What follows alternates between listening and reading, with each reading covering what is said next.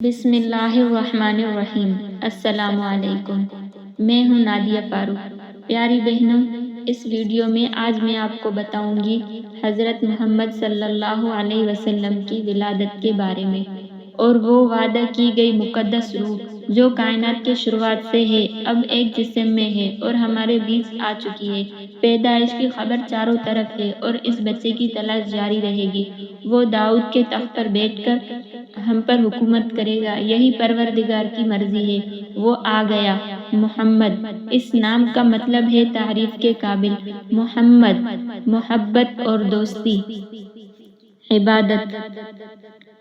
تو پیاری بہنوں، رحمت العالمین حضرت محمد صلی اللہ علیہ وسلم کی ولادت مکہ مکرمہ میں ربیع الاول 571 عیسوی یعنی عام الفیل والے سال میں ہوئی۔ ابن سعادت کی روایت ہے کہ حضور صلی اللہ علیہ وسلم کی والدہ نے فرمایا کہ جب محمد صلی اللہ علیہ وسلم کی پیدائش ہوئی تو میرے جسم سے ایک نور نکلا جس سے ملک شام کے محلات روشن ہوئے۔ جس رات آپ دنیا میں تشریف لائے، اس رات کعبہ میں رکھے تمام بت منہ کے بل گر پڑے۔ اس طرح کے بے شمار معجزات کا ظہور ہوا جو اس بات کی علامت تھی کہ اس کائنات کے رہبر اور ہادی اس دنیا میں تشریف لا چکے ہیں۔ جب حضور کی پیدائش کی خبر آپ کے دادا عبد المطلب کو ہوئی تو آپ تشریف لائے اور پوتے کو گود میں لیا تو آنکھ بھر آئی اور محروم بیٹے عبداللہ کی یاد آ گئی۔ دراصل آپ صلی اللہ علیہ وسلم کی پیدائش سے قبل ہی آپ کے والد عبداللہ وفات پا چکے تھے۔ جناب عبد المطلب حضور کو خانہ کعبہ میں لے گئے اور اللہ سے ہر قسم کے فتنہ اور شر سے محفوظ رکھنے کی دعا کی۔ جناب عبد المطلب نے آپ کا نام محمد رکھا۔ حضور صلی اللہ علیہ وسلم نے 3 دن تک اپنی والدہ بی بی آمنہ کا دودھ پیا اور پھر ابو لہب کی باندی صوبیہ نے دودھ پلایا۔ عربوں میں رواج تھا کہ پرورش کے لیے شیر خوار بچے کو دیہات میں بھیج دیا جاتا تھا تاکہ دیہات میں صاف آب و ہوا اور قدرتی غذا کے ذریعے ان کے اچھی طرح پرورش ہو۔ دراصل اس زمانے میں بنو سعد اور بنو بکر کی عورتیں مکہ آتی اور نامولود بچوں کو گود لیتی اور اپنے ساتھ پرورش کے لیے لے جایا کرتی۔ لہٰذا جب بنو سعد قریش کے علاقے میں آئے تو عورتوں نے مالدار گھروں سے بچوں کو گود لیا تاکہ انہیں زیادہ سے زیادہ مال دولت اور انعام و اقرار مل سکے۔ لیکن جب ان عورتوں نے بی بی آمنہ کے لال کو دیکھا اور یہ پتہ چلا کہ یہ بچہ یتیم ہے تو مال نہ ملنے کی امید سے آپ صلی اللہ علیہ وسلم کو کسی نے بھی گود لینے سے انکار کر دیا۔ انہی عورتوں میں دائی حلیمہ بھی تھی جو نہایت غریب خاتون تھی اور ان کی اونٹنی بھی لاغر اور کمزور تھی۔ جب حلیمہ کی نظر حضور صلی اللہ علیہ وسلم پر پڑی تو اس کے دل میں حضور صلی اللہ علیہ وسلم کے لیے محبت کا ٹھاٹھے مارتا سمندر ان کے سینے میں اٹھا۔ لہٰذا بی بی حلیمہ نے آپ صلی اللہ علیہ وسلم کو گود لیا اور اپنے قبیلے کی طرف چل پڑی۔ محمد صلی اللہ علیہ وسلم کی گود میں آتے ہی برکتوں کا ظہور شروع ہو گیا۔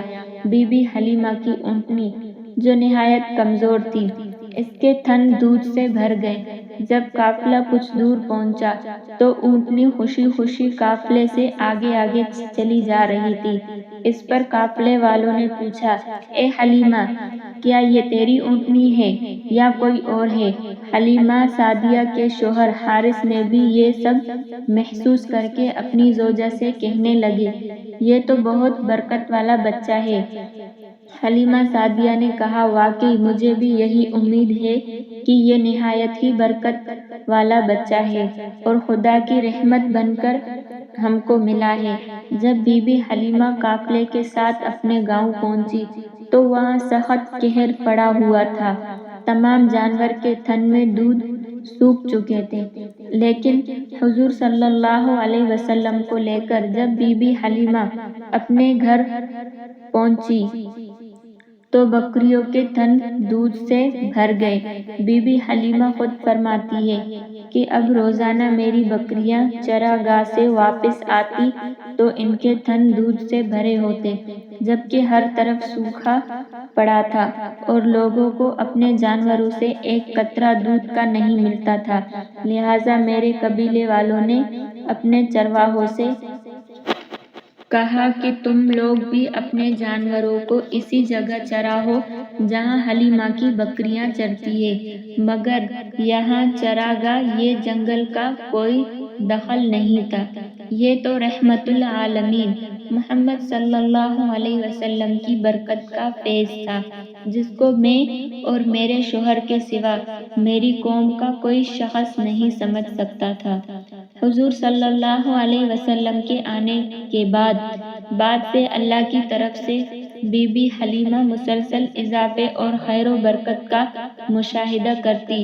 حضور کی ابتدائی 2 سال حلیمہ اور ان کے شوہر حارث کے گود میں گزرے۔ 2 سال کا عرصہ گزر جانے کے بعد نبی صلی اللہ علیہ وسلم کی نشو و نما اور تندرستی کا حال دوسرے بچوں سے اتنا اچھا کہ 2 سال میں ہی آپ خوب بڑے اچھے معلوم ہونے لگے۔ حضور اعلیٰ صفات اور خوبیوں کی بنا پر بچپن ہی سے باقی بچوں سے جدا دکھائی دیتے تھے۔ آپ نہایت ہی سنجیدہ مزاج اور غور و فکر کرنے والے ذہن کے مالک تھے۔ جب حلیمہ کے بیٹے حضور کو اپنے ساتھ جنگل لے جاتے اور بکریاں چرایا کرتے تو واپس آ کر بی بی حلیمہ کو بتاتے کہ اے امی جان، محمد بڑی شان والے ہیں، جس وادی میں جاتا ہے وہ ہرا بھرا ہو جاتا ہے، دھوپ میں ایک بادل ان پر سایہ کرتا رہتا ہے، ریت پر آپ کے قدم کا نشان نہیں پڑتا اور جنگل کے جانور محمد کے قدم چومتے ہیں۔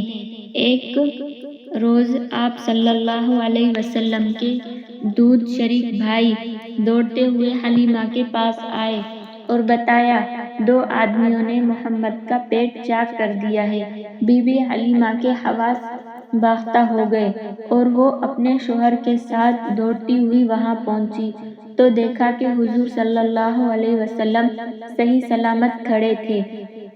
جب حضور سے پوچھا گیا کہ آپ کو کیا ہوا تھا تو آپ صلی اللہ علیہ وسلم نے بتایا کہ سفید کپڑے والے 2 آدمی آئے تھے، انہوں نے مجھے لیٹا کر میرا سینہ چاک کر دیا اور اس کے اندر سے ایک خون کا لوتھڑا نکالا، پھر اسے سونے کے ایک طست میں رکھ کر آب زمزم سے دھویا، پھر اسے اسی طرح اپنی جگہ رکھ دیا اور پھر سینہ بند کر دیا۔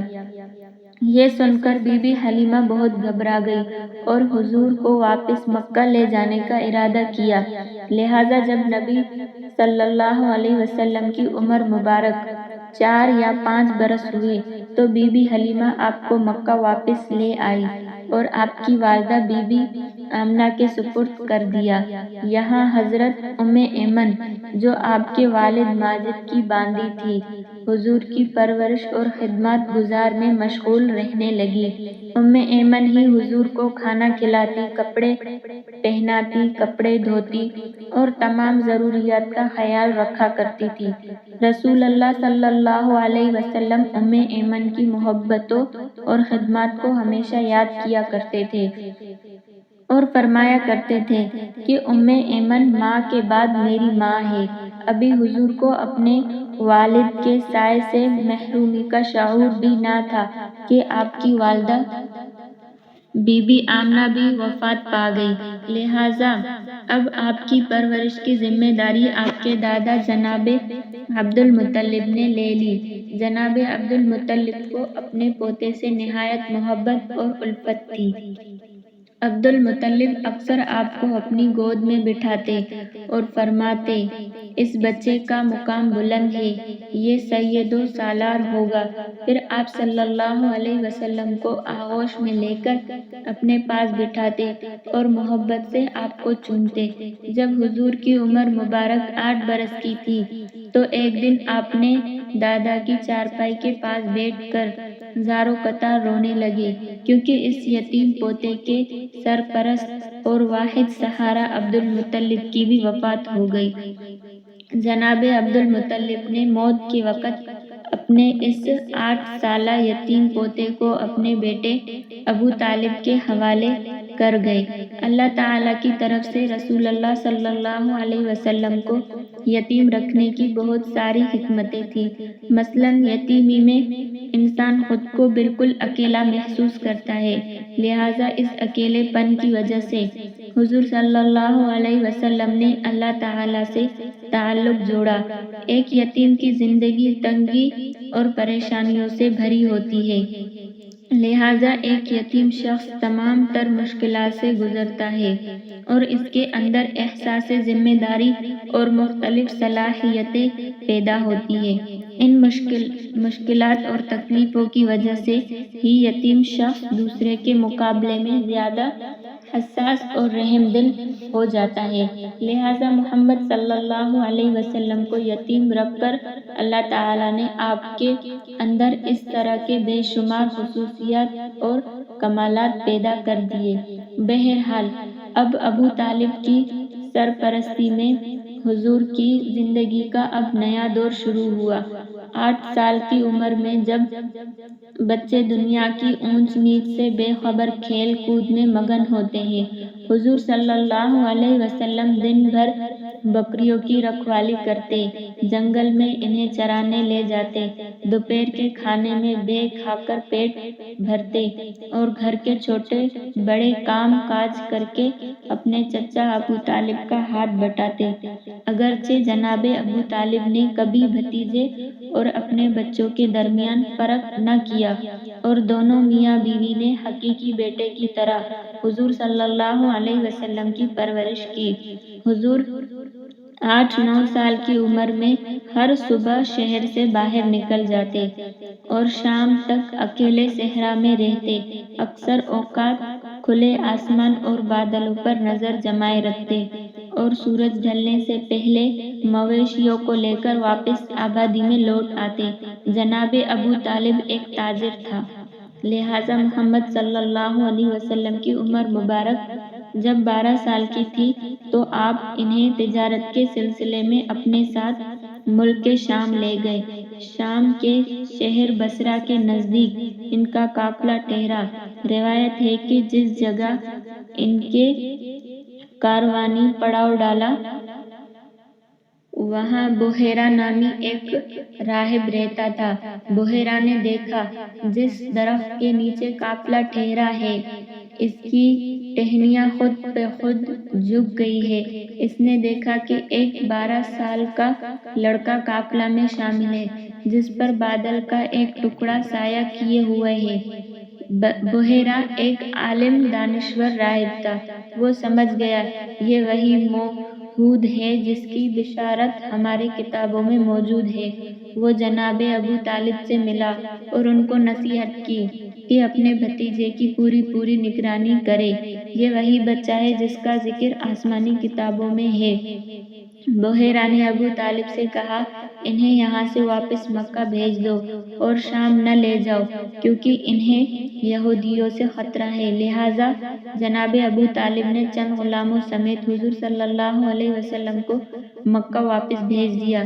جناب ابو طالب کا بیان ہے کہ میں نے کبھی نہیں دیکھا کہ محمد نے کبھی کسی سے جھوٹ بولا ہو یا کبھی کسی کو دھوکہ دیا ہو یا کبھی کسی کو کوئی تکلیف دی ہو یا کبھی کوئی بے ہودہ بات کی ہو۔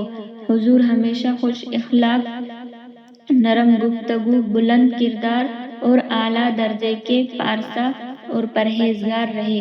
رسول پاک بچپن میں تمام بچوں سے مختلف طبیعت کے مالک تھے۔ آپ میں باقی بچوں کی طرح شرارتیں اور شوخیاں نہ تھیں، بلکہ آپ بچپن ہی سے اس کائنات کے نظام پر غور و فکر کیا کرتے تھے۔ حضور کی جس معاشرے اور سماج میں پرورش ہوئی اور جہاں آپ نے اپنے بچپن اور جوانی کا وقت گزارا، اس میں شراب نوشی، فحاشی، سود، ناچ گانا اور ہر قسم کی برائیاں زوروں سے تھی۔ ایسے معاشرے میں تمام تر برائیوں سے محفوظ رہنا اور کسی معمولی برے عمل سے اپنی سیرت کو داغدار نہ ہونے دینا، یہ ایک بہت بڑی بات ہے۔ تو آپ صلی اللہ علیہ وسلم کا بچپن یوں گزرا تھا۔ مزید ایسی ویڈیو دیکھنے کے لیے چینل کو سبسکرائب کریں اور کمنٹ میں محمد لکھیں۔